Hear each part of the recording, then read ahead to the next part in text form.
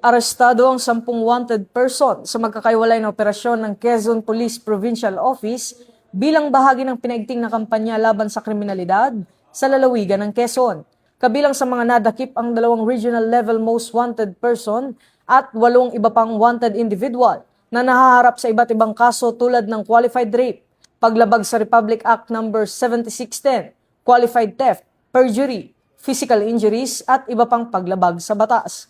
Kabilang sa mga naarestong regional level most wanted person sina alias Ray na nadakip sa Lucena City Police Station at alias Bard na naaresto ng Dolores Municipal Police Station sa kasong qualified rape na nagresulta sa pagkakaaresto ng iba pang wanted person sa lalawigan.